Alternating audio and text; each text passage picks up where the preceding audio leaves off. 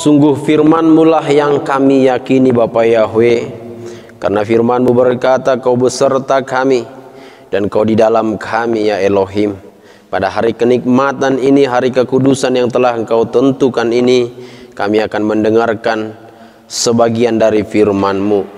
Berfirmanlah Engkau Bapa Yahweh, maka kami hamba-hamba-Mu, kami anak-anak-Mu, kami umat-Mu, kami mempelai-Mu siap mendengarkan kebenaran firman-Mu. Demi kemuliaan Yahshua Mashiach, haleluya, amin. Shabbat Shalom Bapak Ibu Saudaraku yang terkasih, Bapak Yahweh memberkati kita, amin. Terpujilah Yahweh Elohim yang hari ini mempertemukan kita di tempat ini sehingga kita bisa masih bersama. Itu semua karena Bapak Yahweh memberikan kesempatan bagi kita untuk melakukan kehendak-Nya. Sebab kita yang hidup harus melakukan kehendak-Nya. Amin. Karena yang mati tidak melakukan kehendak-Nya lagi. Ya. Jadi kalau kita semua tidak melakukan kehendak-Nya, berarti kita sedang menyamakan diri kita dengan mereka yang sudah mati, ya. Karena yang mati tidak melakukan kehendak-Nya lagi. Yang mati tinggal menunggu penghakiman dari Elohim. Haleluya. By the way, mana sebagian yang laki-laki? Ada Paul, ada siapa lagi? Hah? Ya, kenapa? Kemana? Ya, mungkin ada urusan lain ya. Oke, pada hari ini saudaraku yang terkasih, kita akan belajar kebenaran firman Bapa Yahweh yang saya ambil dari kitab Raja-Raja 18, 1 Raja-Raja 18 ayat yang ke-25 sampai 42. 1 Raja-Raja 18 ayat yang ke-25 sampai 42. Sudah dapat semuanya saudaraku? Ini agak panjang. Saya akan membacakannya kepada saudara. Ini bacaan hari ini, hari kemarin ya. Bacaan kemarin 1 Raja-Raja 25, 1 Raja-Raja 18 ayat 25 sampai 42. Sudah dapat semuanya? Amin. Saya akan bacakan kepada Bapak Ibu Saudara sekalian. Layar kita ditunjukkan juga ya. Ayatnya yang ke-25 sampai 42. Demikian firman Bapa Yahweh. Kemudian Elia berkata kepada nabi-nabi Baal itu, pilihlah seekor lembu dan olahlah itu dahulu, karena kamu ini banyak. Sesudah itu panggillah nama ilahmu, tetapi kamu tidak boleh menaruh api. Mereka mengambil lembu yang diberikan kepada mereka, mengolahnya dan memanggil nama Baal dari pagi sampai tengah hari. Katanya, ya Baal, jawablah kami. Tetapi tidak ada suara, tidak ada yang menjawab. Sementara itu mereka berjingkat-jingkat di sekeliling mezbah yang dibuat mereka itu. Pada waktu tengah hari mulai mengejek mereka. Pada waktu tengah hari Elia mulai mengejek mereka. Katanya, panggil lebih keras. Bukankah dia ilah? Mungkin dia merenung, mungkin ada urusannya, mungkin dia bepergian, barangkali ia tidur dan belum terjaga. Maka mereka memanggil lebih keras serta menoreh-noreh dirinya dengan pedang dan tombak seperti kebiasaan mereka, sehingga darah mereka bercucuran dari tubuh mereka. Sesudah lewat tengah hari, mereka kerasukan sampai waktu mempersembahkan korban petang. Tetapi tidak ada suara, tidak ada yang menjawab, tidak ada tanda perhatian. Kata Elia kepada seluruh rakyat itu, datanglah kepadaku. Maka mendekatlah seluruh rakyat itu kepadanya. Lalu ia memperbaiki mezbah Yahweh yang telah diruntuhkan itu. Kemudian Elia mengambil 12 batu menurut jumlah suku keturunan Yakub. Kepada Yakub ini telah datang firman Yahweh, engkau akan bernama Israel. Ia mendirikan batu itu menjadi mezbah demi nama Yahweh, dan membuat suatu parit sekeliling mezbah itu yang dapat memuat 2 sukat benih. Ia menyusun kayu api, memotong lembu dan menaruh potongan-potongannya di atas kayu api itu. Sesudah itu ia berkata, penuhilah 4 buyung dengan air dan tuangkan ke atas korban bakaran dan ke atas kayu api. Kemudian katanya, buatlah begitu untuk kedua kalinya.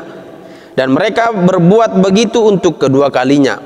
Kemudian katanya, buatlah begitu untuk ketiga kalinya. Dan mereka berbuat begitu untuk ketiga kalinya. Sehingga air mengalir sekeliling mezbah itu, bahkan parit itu pun penuh dengan air.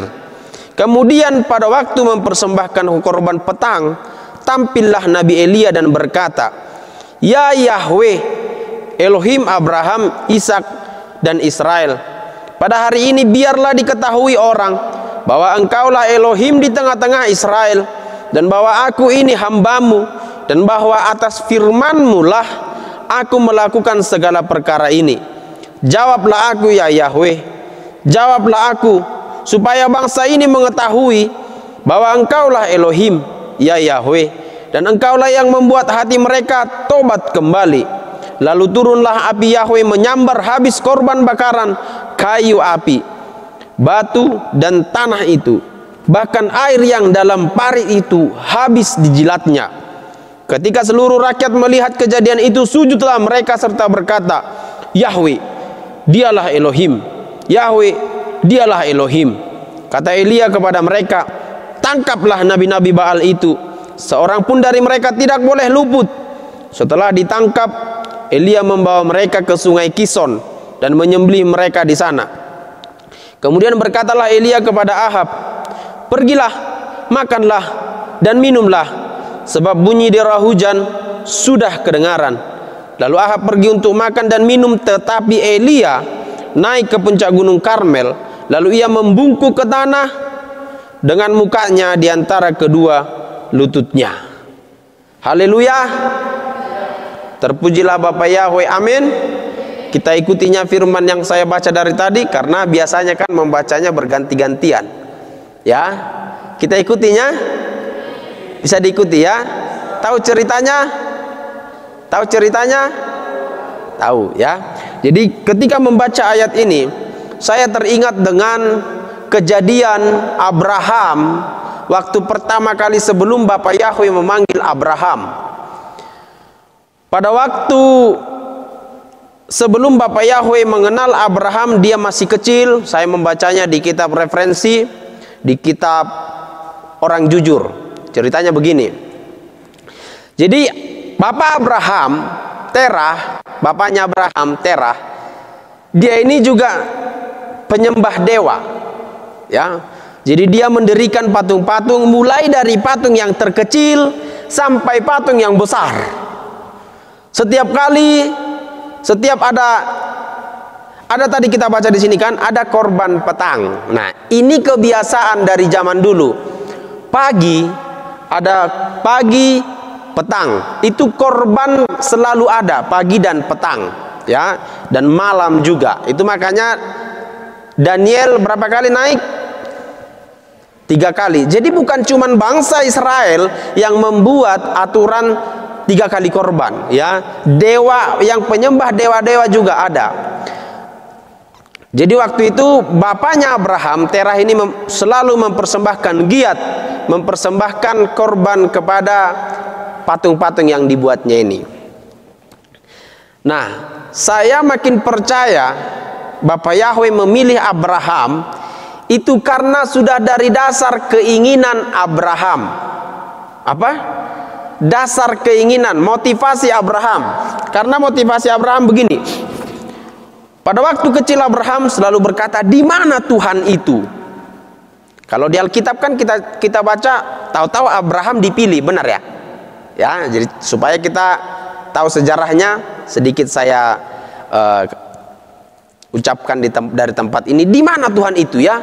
Dia merasa seperti apa Tuhan itu? Kok orang menyembah Tuhan?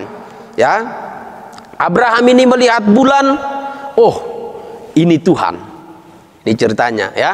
oh ini Tuhan. Lalu dia mempersembahkan kepada bulan sesuatu, dipersembahkan. Tapi setelah itu bulannya hilang. Ah, kau bukan Tuhan. Sebab opungku berkata, karena dia belajar dari opungnya. Opungku berkata, Tuhan itu kekal selama-lamanya. Kenapa bulan sudah tidak ada sekarang? Siang hari. Lalu dia lihat matahari, ini masih kecil nih. Oh, jangan-jangan ini Tuhan. Lalu dia memberikan persembahan kepada matahari.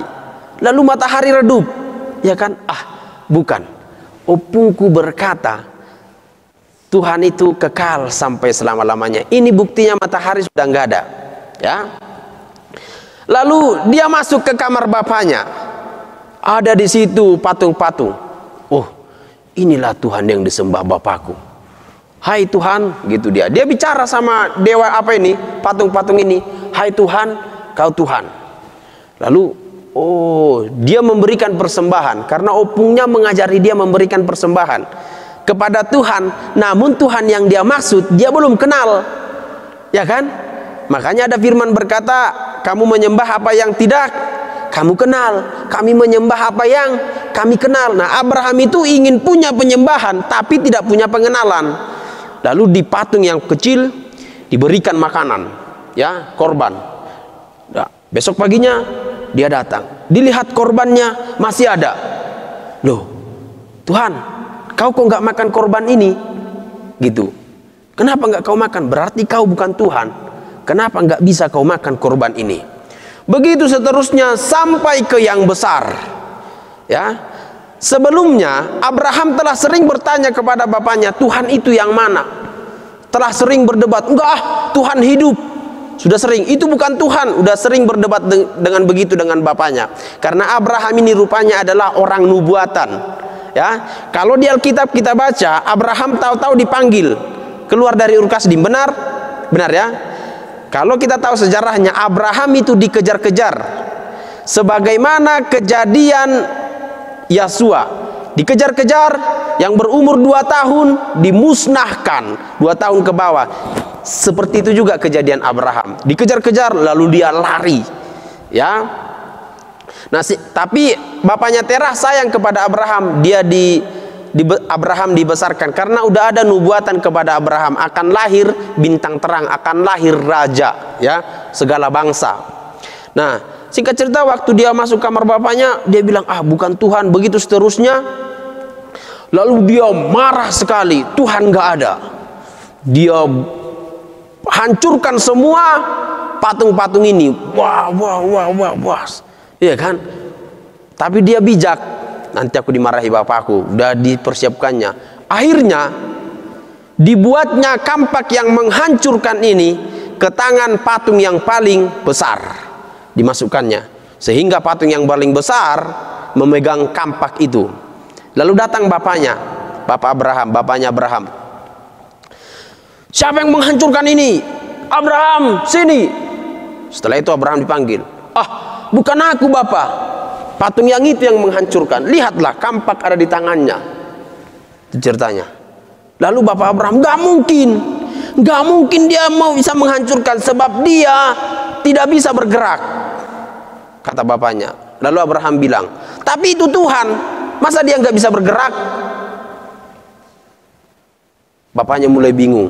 Tapi namanya bapak-bapak kan, salah nggak salah, anak tetap salah, ya kan? Akhirnya Abraham mungkin kena hukuman. Tapi dari situ bapaknya mulai berpikir, benar juga ya, dia tidak bisa bergerak.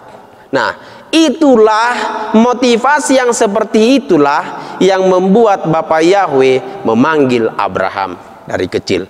Nah, kita pun punya motivasi semuanya. Oh, kalau kita punya motivasi kerinduan dengan Tuhan, Tuhan akan menunjukkan keajaiban-keajaiban dalam Torahnya seperti kata Daud.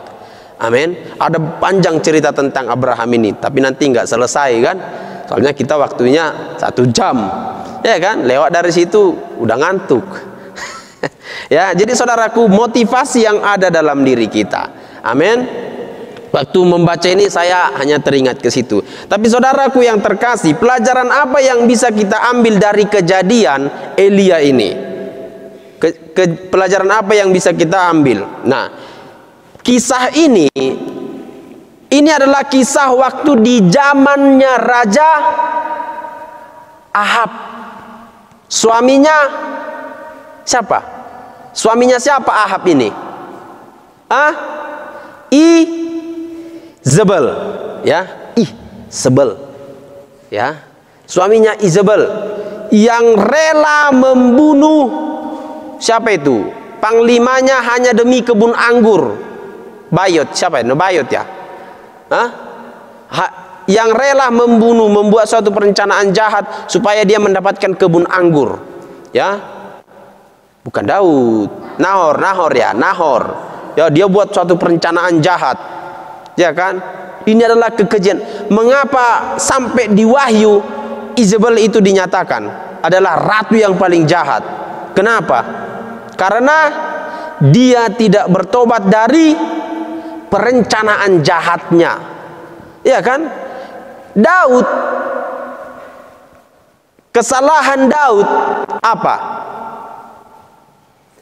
Dia punya rencana jahat, bukan soal mengintip, bukan soal dia ikut berperang, tapi dia punya rencana jahat kepada panglimanya, ya. Tapi Daud minta maaf. Izebel, dia punya rencana jahat, tapi dia tidak minta maaf, ya kan. Jadi yang punya rencana jahat itu adalah orang kekejian bagi Bapa Yahweh. Amin. Nah, apa yang kita lihat di sini, ini kejadian waktu Elia menjadi nabi dan banyak nabi-nabi lain. Dan pada saat itu pekerjanya Elia adalah Obaja. Ya, mungkin kitab Obaja, siapa tahu itu orangnya, saya juga kurang tahu. Obaja. Tapi Obaja ini adalah orang yang baik. Dia memberi makan nabi-nabi, ya. Suatu ketika Elia ini kan sebelumnya sudah berdoa ini bahwa hujan tidak akan datang di Israel, sehingga pada waktu itu yang menjadi raja siapa? Ahab jengkel, kesal kepada Elia, dan Elia menjadi buronan, ya. Lalu Tuhan menyuruh Elia jumpai apa? Ahab, jumpai Ahab, katanya. Wih, ngeri nggak? Ngeri nggak kalau kita sebagai buronan disuruh menjumpai yang memburonan kita, yang membuat kita jadi buronan? Saya nggak habis pikir kejadian Daud juga yang buronan, wih, habis dikejar-kejar sama Saul. Ini juga Elia menjadi buronan Ahab, ya.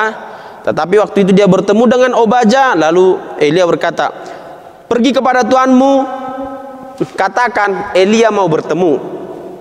Lalu Obaja, wah, ngeri kali Tuan, janganlah kau ingin mencabut nyawaku. Singkat cerita, karena apa? Kalau Obaja berkata Elia ada di sana, Ahab akan berkata seperti ini, kenapa enggak kau bunuh? Iya kan? Karena dia buronan raja, sementara Obaja panglimanya, pegawainya Ahab, ya. Dia hanya memberi laporan, pasti Obaja dimarahi. Tapi Tuhan sudah berkata, enggak, tenang aja, santai men. Sudah dikatakan seperti itu, ya. Akhirnya singkat cerita sampailah ke kejadian ini, ya kan. Dia bertemu, kemudian bertemu dengan Ahab. Singkat cerita terjadi ngobrol yang tegang. Lalu terjadilah perkataan seperti ini, Elia, kau yang menghancurkan umat Israel, ya kan. Kau yang menghancurkan umat Israel, ngapain lagi kau bertemu dengan aku? Lalu Elia berkata, bukan aku, tetapi kelakuanmu lah yang membuat Israel seperti ini, ya. Jadi saudaraku, apa yang kita alami bukan dari Tuhan, bukan dari iblis, tapi kelakuan kita lah yang membuat apa yang kita alami saat ini, apapun itu, ya. Bukan dari Tuhan, bukan dari iblis, tapi kita. Karena firman Tuhan katakan pencobaan yang datang bukan dari Tuhan, tapi dari keinginan kita sendiri, ya kan. Nah saudaraku yang terkasih, terjadi seperti itu.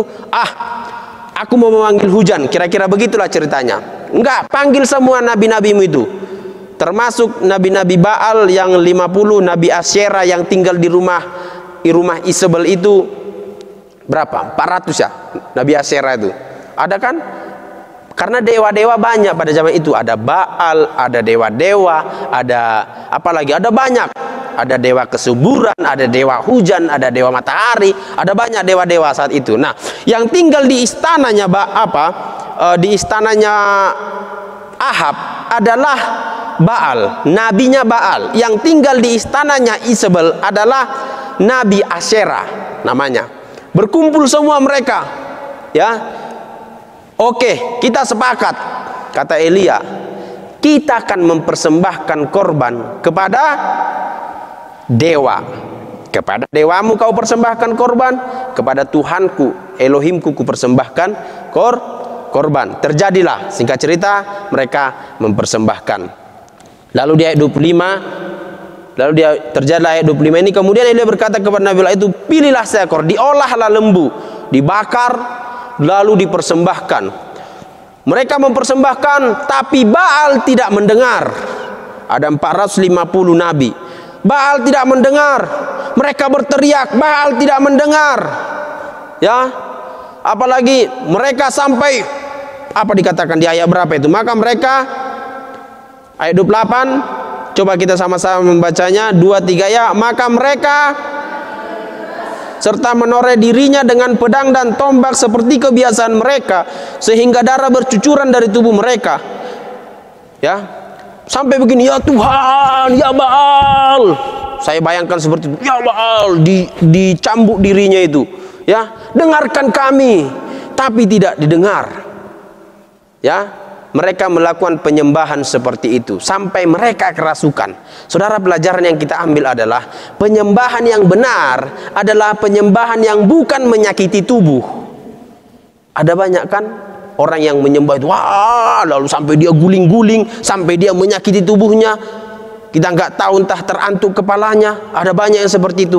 Itu bukan penyembahan yang benar. Penyembahan yang benar yang dikatakan di sini adalah Abraham pergi ke Gunung Karmel, lalu dia sujud dengan kaki dan tangannya berlutut, dia begini, sujud dia begini, dia sujud begini. Itu adalah penyembahan yang benar, bukan penyembahan yang melukai diri, ya kan? Jadi kalau kita, saudara-saudara, saya mau bilang, kalau kita menyembah, kita nggak sadarkan diri kita, kita bukan sedang menyembah Tuhan yang benar. Amin. Ya, saudaraku, kalau saudara sedang menyembah, tetapi penyembahannya salah, penyembahannya melukai diri, seperti yang kita lihat di banyak tempat, yang sampai guling-guling, sampai dibilang bermanifestasi, sampai dia melukai diri. Oh, salah. Firman Tuhan jelas katakan, tubuhmu adalah tempat berdiamnya Roh Elohim. Coba kita buka Roma 8 ayat 9. Apa dikatakan di situ? Iya, tetapi kami rohnya diam di dalam kamu. Masa Roh Elohim diam di dalam kamu? Rohnya sendiri yang rela menyakitin kamu dalam penyembahan. Oh, sembahlah aku, tapi kita menyakiti diri kita. Ya, ada dua yang diam dalam diri kita, Roh Elohim dan roh kita, roh manusia. Loh, berarti ada dua roh dalam, iya, dua roh dalam diri kita. Kita buka Amsal 20 ayat 27. Roh yang di dalam diri kita lah yang bercakap-cakap dengan roh Elohim, yang menjadi pelita Elohim.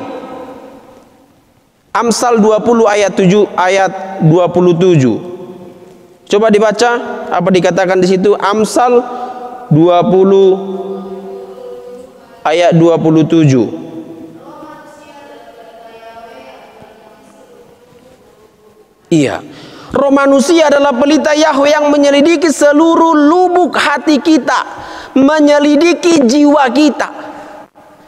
Roh kita lah yang dijadikan Bapa Yahweh menjadi pelitanya. Berarti ada dua roh dalam diri kita ini. Masa roh yang ada dalam diri kita ini tega melakukan penyembahan menyakiti tubuh kita? Enggak. Jadi hari ini kita tahu penyembahan yang benar adalah penyembahan yang beralamatkan kepada Yahweh, bukan menyakiti diri. Amin. Ya. Dikatakan di ayat 30 apa? ayat 30, kata Elia kepada seluruh rakyat itu, datanglah dekat kepadaku. Maka mendekatlah seluruh rakyat itu kepadanya, lalu ia memperbaiki mesbah Yahweh yang telah diruntuhkannya itu. Mesbah Yahweh yang telah diruntuhkannya itu, ada mesbah-mesbah tertentu. Nah, dalam kehidupan kita, dalam keluarga kita, ada nggak mesbah yang kita buat? Mesbah itu adalah sesuatu tempat untuk ini, mesbah ini suatu tempat untuk tempat penyembahan. Ya, kalau zaman dulu mesbah seperti ini ditaruh korban di situ. Nah, hari ini mesbah kita bukan lagi tempat menaruh korban bakaran, sebab korban kita sekarang adalah puji-pujian, bukan lagi sembelih. Nah, ada nggak kita menaruh korban mesbah untuk tempat puji-pujian di rumah kita gitu, kamar kita? Yang 3 kali sehari kita selalu menyembah, itu makanya di kemah ini kan diperdengarkan mesbah korban kan, pada pagi hari diperdengarkan di sana, siang hari, malam hari, itu adalah korban kita, ya. Karena di mana ada mesbah yang kita buat, di situ perhatian Tuhan tertuju. Di mana perhatian Tuhan tertuju, maka orang itu akan selalu dilingkupi damai sejahtera. Amin. Ya, jadi buatlah mesbah kita masing-masing. Saya juga rindu suatu kelak nanti saya punya rumah, saya akan buat seperti tempat mesbahnya. Orang bilang, kalau seberang bilang musolah itu sangat bagus di rumah, buat khusus. Ya, kalau kita ke Medan, ke rumah pimpinan kita ada satu kamar dia tempat doa, itu bagus itu. Ya, kalau bisa di rumah kita di situ terus. Daniel juga punya mesbah di atas, 3 kali 1 hari dia naik. Ya, itu makanya perhatian Bapak Yahweh tertuju kepada Daniel. Ya, lalu dikatakan di ayat 31, kemudian Elia mengambil 12 batu. Di mesbah itu ditaruh 12 batu. Kenapa harus 12 batu? 12 batu adalah 12 suku Israel. Tempatnya mandat Elohim diberikan firman. Bukan kepada goim, bukan kepada bangsa kita, bukan kepada bangsa-bangsa lain diberikan firman, tapi kepada bangsa Israel. Oleh karena itu penyembahan kita adalah penyembahan yang melekat dengan bangsa Israel. Itu makanya kita menyalakan lilin Sabat. Dalam pernyataan lilin Sabat apa?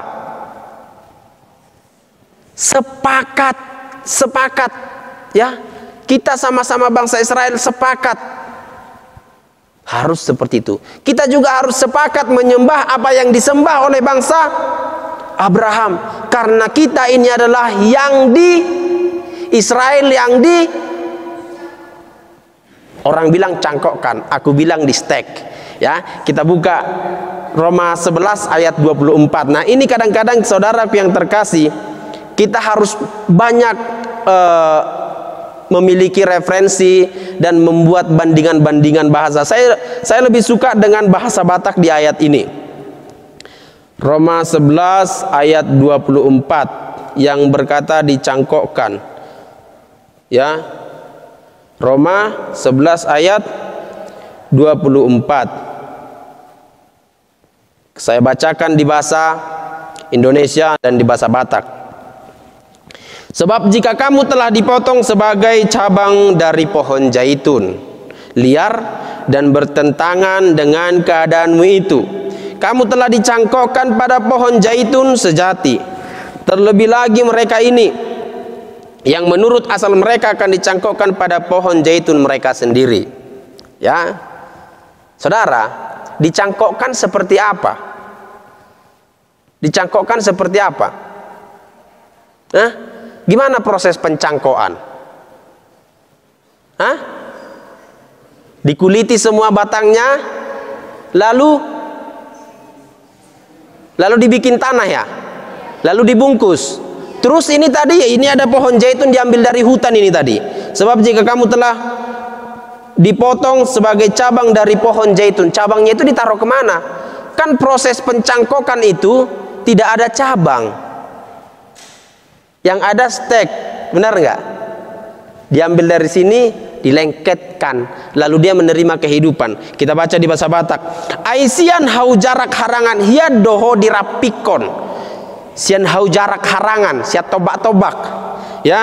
Gabe disubaton ho maradopon bakona tu hau jarak huta. Harangan huta artinya dari kampung, dari hutan ke kampung. Diambil ranting dari sana, dipatikon, dilengketkan, tup, lalu dia mempunyai kehidupan dari situ. Nah, kalau kita mempunyai kehidupan dari pohon itu, yang memberi makan siapa? Pohon itu yang memberi makan ranting siapa? Pohon itu. Kita adalah ranting yang dicangkokkan ke pengajaran bangsa Israel. Maka pengajaran kita harus bersumber dari bangsa Israel, bukan membuat diri sendiri. Nah, selama ini orang Kristen menganggap kita dicangkokkan. Kalau dicangkokkan dia punya akar lalu dia tumbuh sendiri, maka dia buat pengajaran sendiri. Kita tidak punya pengajaran sendiri. Amin. Pengajaran kita bersumber dari bangsa Israel. Ya, pengajaran kita bersumber dari bangsa Israel. Apa yang diajarkan oleh bangsa Israel, Torah, itu yang kita ikuti. Orang bilang berkata seperti ini, hukum Taurat tidak berlaku. Sebab ada perkataan Paulus, kasih karunia telah membatalkan hukum Taurat yang mana? Hukum Taurat itu ada banyak. Yang dimaksud Taurat, Paulus yang dibatalkan hukum Taurat yang mana? Lagian gini ya saudaraku, hukum Taurat dengan Torah ini adalah dua hal yang berbeda. Torah itu pengajaran, hukum Taurat itu aturan. Ya, supaya kita lebih paham lagi. Kalau dikatakan hukum Taurat dibatalkan, betul hukum Taurat dibatalkan. Tapi hukum Taurat yang mana? Hukum Taurat yang berkata kalau orang yang berzina itu dirajam dengan batu, itu sudah dibatalkan, diganti dengan cara-cara yang lebih manusiawi. Apakah hukum Taurat yang berkata tidak boleh mengingini masih dibatalkan? Enggak. Apakah hukum Taurat yang berkata memberi persepuluhan dibatalkan? Enggak. Banyak orang berkata hukum Taurat dibatalkan tapi persepuluhan diambil. Ya, berarti saudaraku ada banyak hukum Taurat. Hukum Taurat yang mana yang dibatalkan? Yaitu hukum Taurat yang manusianya tidak bisa kerjakan lagi. Yaitu apa? Yang dibatalkan adalah hukum Taurat pemberian korban. Sebab sudah ada korban terakhir, curahan darah. Ya kan? Siapa curahan darah terakhir? Yesua. Jadi kita korban gantinya korban kita apa? Puji-pujian. Makanya dikatakan korban syukur. Ya kan? Pujilah dia, berilah dengan korban syukur, puji-pujian. Itulah korban kita sekarang. Memuji, menyembah. Namun yang lain, perayaan-perayaan masih karena Yesua sendiri yang berbicara, kalau tidak keagamaanmu tidak melebihi ahli Taurat, kita juga bohong. Keagamaan kita juga disuruh Yesua kok harus seperti ahli Taurat. Seperti apa keagamaannya? Yang 3 kali menyembah, yang memberikan persepuluhan, yang membaca Torah, kitab kita, yang membantu sesama. Itu adalah Torah, kasih sesama manusia. Amin. Apa dikatakan di situ, saudaraku?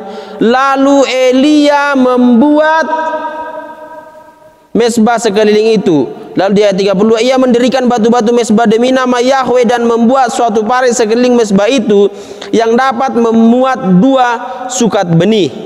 Ia menyusun kayu api, memotong lembu dan menaruh potong-potongan di atas kayu api. Sesudah itu ia berkata, penuhilah 4 buyung. Jadi kita bayangkan mesbahnya pada saat itu mungkin kotak begini ya, atau kotak seperti inilah.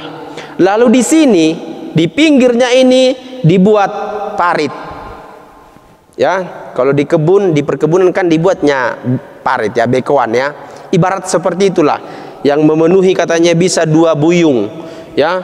Saya kurang tahu ukuran 2 buyung itu seperti apa, tapi yang pasti itu banyak, dibuat begini sekelilingnya paritnya. Setelah itu ini yang menakjubkan. Kita baca ayat selanjutnya, di ayat 34 apa dikatakan?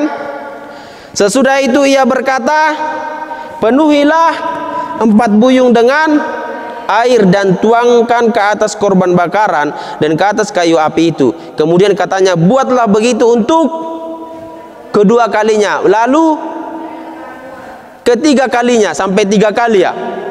Iya kan? Iya saudara, sampai 3 kali. Jadi saudaraku, sampai 3 kali dibuat. Padahal zaman itu adalah zaman kekeringan, di mana hujan setengah tahun nggak datang. Bayangkan, hujan setengah tahun yang tidak datang, kira-kira air gampang diambil atau susah? Susah. Kami pernah waktu praktek lapangan susah air. Ya, jadi kalau datang air pakai tank, kami harus isi drum. Kami penuhi semua, sampai sendok pun penuh. Karena saking susahnya air, kami isi itu drum, kami isi jereken. Sampai kalau cangkir agak besar isi aja. Pernah kami mengalami hal itu, saudara, pernah. Kami pernah 1 minggu juga nggak nyuci. Karena apa? Karena air susah. Nggak minum, kami minum air yang merah. Jadi kami pernah PPL di tempat airnya merah. Kami masak, kami minum. Sehat sampai sekarang. Jadi nanti adik-adik kalau ada yang aneh-aneh di sana lah, ke dalam nama Yeshua Hamasiah sehat. Jangan sok-sok jijik lah, ya. Amin. Jangan sok-sok gimana lah. Hantamlah semua dalam nama Yeshua Hamasiah. Ya. Kata Bang Janter, hantam bukan berarti, tapi harus hikmatnya itu. Kalau yang ada air itu, nggak mungkin kita mati pada saat itu. Karena kita ke situ melakukan pekerjaan Elohim. Ya kan? Dikatakan, mandi air yang ini nanti kulit nggak bersih. Buktinya Bang Herbert di situ juga nya, tengok putih juga nya. Ya kan? Aku mandi air yang itu hitam, bukan, memang dasar udah hitam dari sana. Ya. Jadi kalau kulitmu putih, kau mandi air yang merah juga, tetapnya itu putih. Percayalah. Ya. Jadi zaman itu adalah zaman di mana air susah, orang menginginkan air. Tapi Elia berkata, buat sekali, buat 2 kali, buat 3 kali sampai penuh. Saudara, pelajaran apa yang kita dapat dari sini? Ya, saat kepadamu ada masa-masa kritis, jangan pelit untuk Tuhan. Saat masa-masa kritis kepada bangsa Israel, justru Elia tidak pelit kepada Tuhan. Aku percaya kok bukan Ahab yang menyediakan air itu, Elia juga yang sudah disediakan. Ya kan? Jadi saat kita dalam keadaan kritis, jangan pelit untuk Tuhan. Lalu bagaimana cara kita memberi untuk Tuhan? Apakah begini, ini Tuhan, apakah ke korban bakaran, ke persembahan? Ya, kita buka Roma 11 ayat 24, apa dikatakan?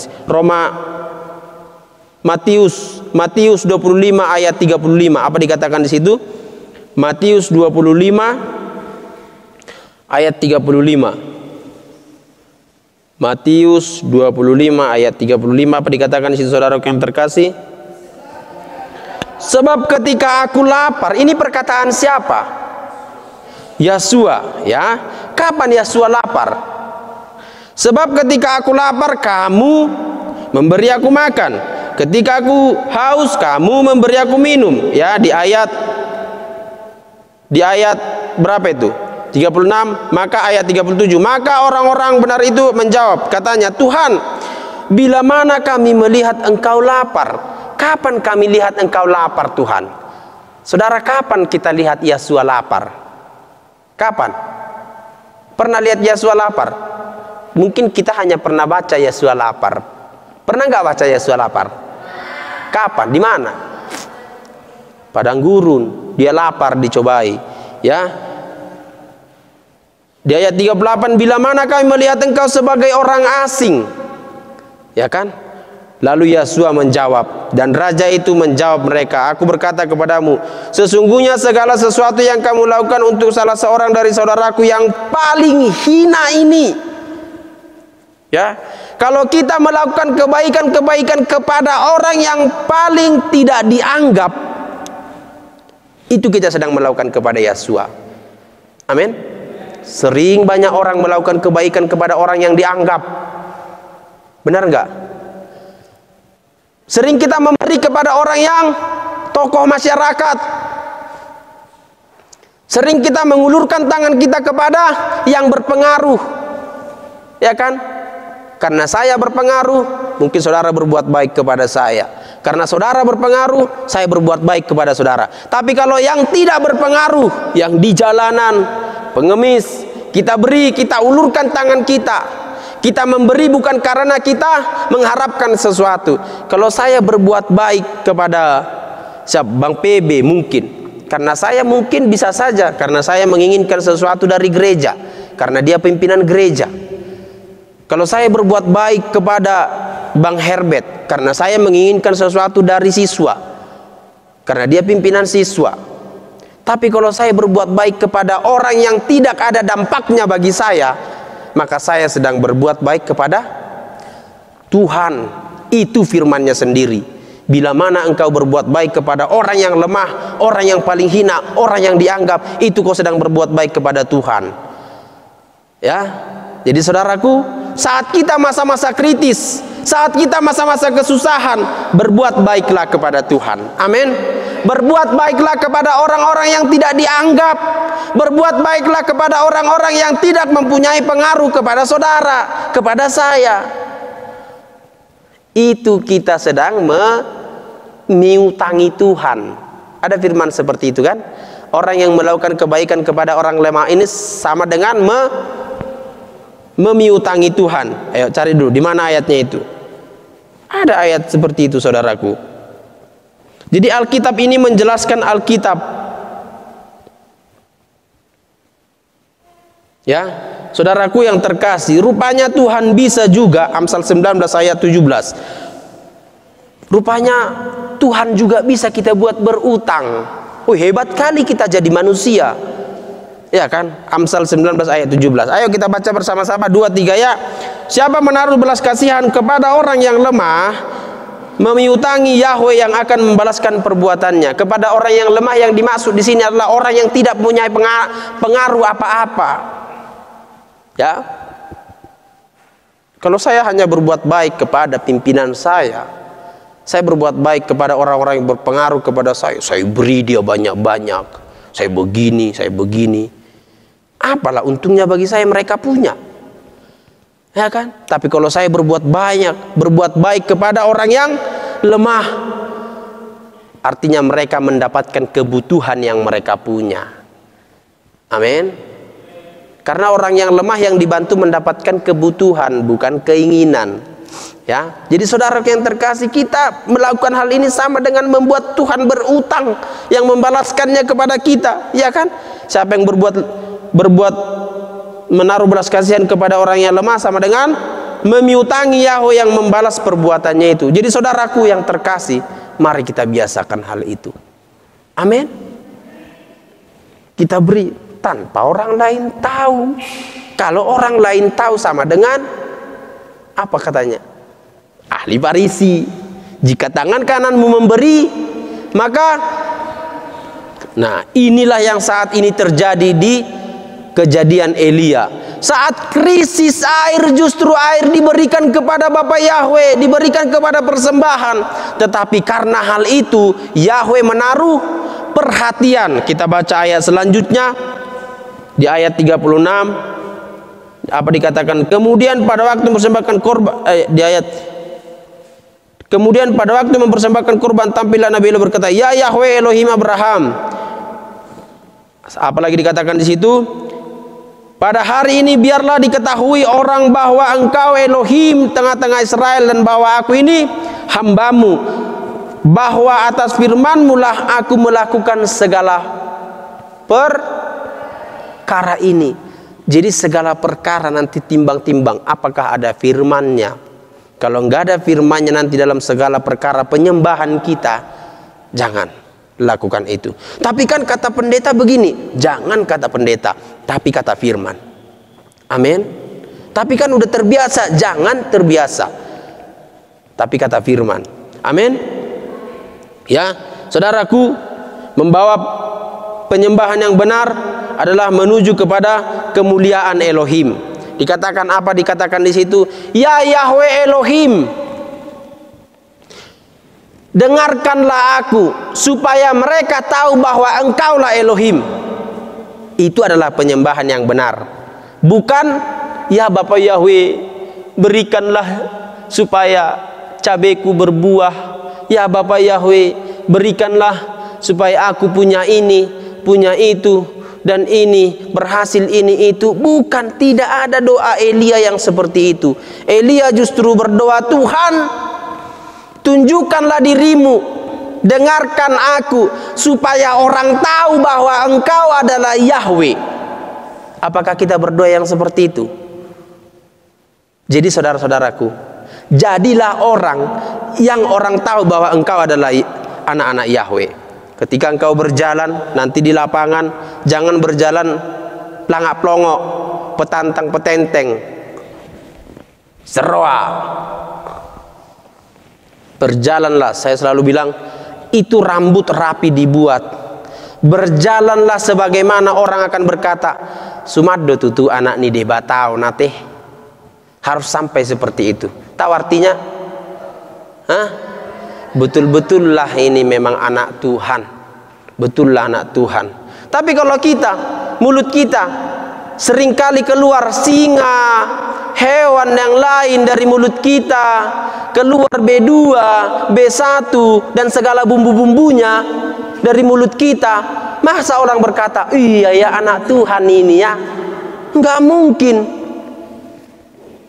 Ya, kalau dari mulut kita keluar bumbu-bumbu hewan-hewan lain, berarti kemungkinan kita tidak mengeluarkan apa yang diperintahkan roh dalam tubuh kita. Amin. Jadi mulai sekarang belajar untuk menahan ini mulut, ya, supaya apa? Supaya orang berkata, oh Sumaddo tutu anak ni debatau bah. Apa? Sumaddo tutu anak ni debata, anak ni Jehovah.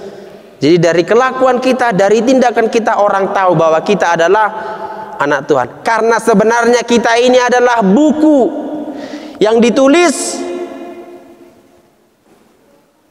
kata Paulus apa? Apa dikatakan di situ? 2 Korintus berapa itu? 2 Korintus 3 ayat 2 Korintus 3 ayat berapa? Coba dibaca ayat 2 ya. Iya ya. Coba dibaca di situ, apa di situ dikatakan?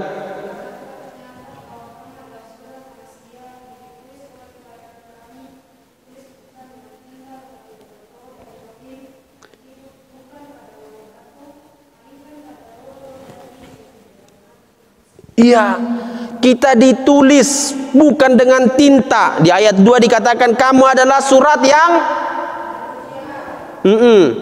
tertulis dalam hati kami dan dikenal dan dapat dibaca semua orang. Macam mana surat ini dibaca orang?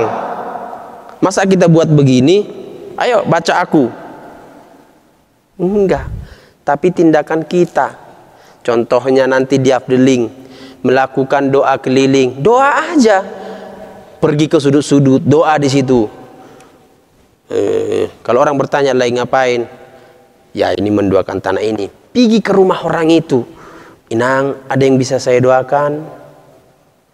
Karena orang itu juga mencontoh, ya, yang dilihat, bukan mendengar apa yang didengar. Amin. Jadi lakukanlah supaya kita menjadi orang-orang yang dilihat orang dari perbuatan kita. Haleluya. Nah, saudaraku yang terkasih, Elia telah banyak mengajarkan kita supaya kita menjadi penyembah yang benar. Dia telah mengajari kita supaya kita tidak menjadi orang yang krisis dalam memberi saat kita kritis. Ya.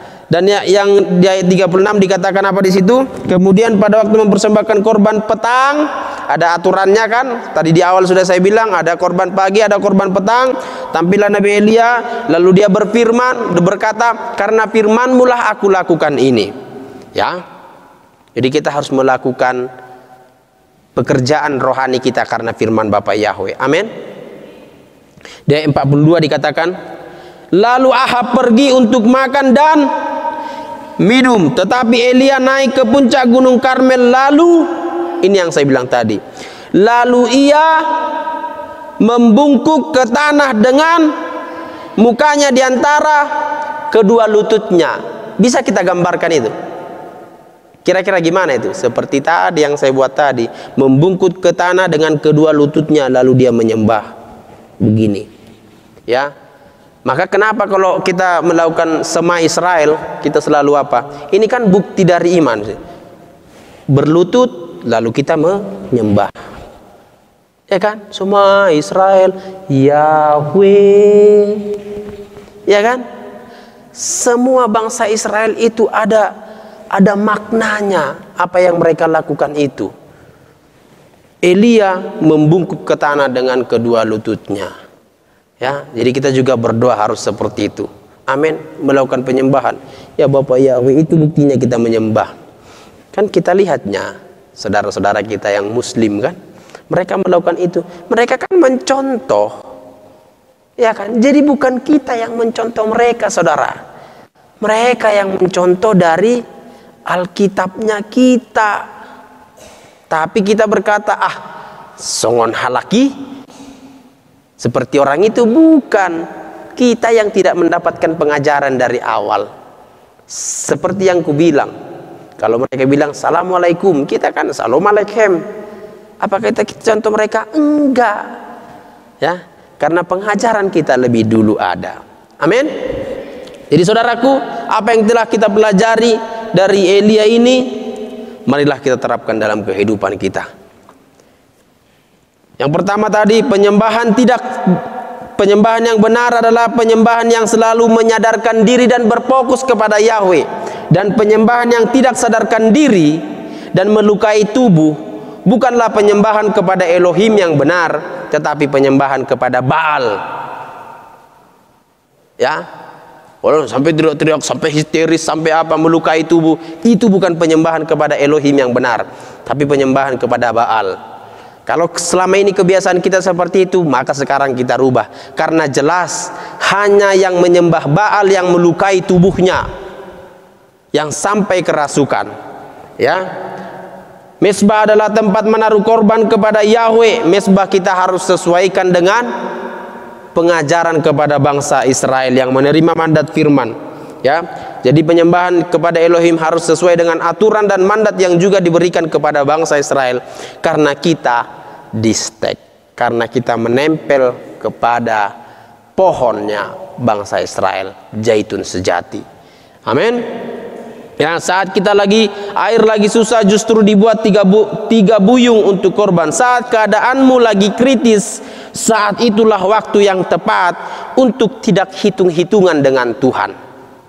Saat keadaan kita lagi kritis, saat itulah waktu yang tepat untuk tidak hitung-hitungan dengan Tuhan. Karena saat itulah Tuhan sedang memperhatikan kita. Amin. Kalau keadaan kita lagi banyak, lagi asik, lagi materi lagi banyak, kita memberi, kita apa? Oh, kita hanya memberi karena sisa dari yang kita punya. Karena kita memberi dengan gampangnya aku beri ini. Tapi kalau lagi kritis, kita memberi, saat itulah Tuhan sedang saudara piutangi. Ya, gaya hidup kita harus menunjukkan bahwa kita memiliki Tuhan yang berbeda, karena kita adalah tulisan yang terbuka yang bisa dibaca semua orang. Kita ini tulisan yang bisa dibaca semua orang. Amin. Sikap penyembahan yang benar adalah berlutut dan membungkuk ke tanah. Mulai sekarang kita pelajari ini. Oh, gini cara menyembah yang benar. Ya, kalau kita lihat, saya lihat ada pendeta sini membungkuk apa, oh iya ya, begitu. Ya, maka ada juga sebagian gereja yang nggak pakai kursi seperti ini, ada nggak? Ada. Ya, dulu juga zamannya rasul-rasul mungkin juga kursi belum ada, mereka membungkuk dan menyembah seperti ini. Ya, demikian firman Bapa Yahweh, saudaraku yang terkasih. Biarlah kebenaran firman ini, pengajaran ini menjadi sesuatu yang baik, sesuatu yang baru bagi kita, untuk kita bisa mengaplikasikannya dalam kehidupan kita.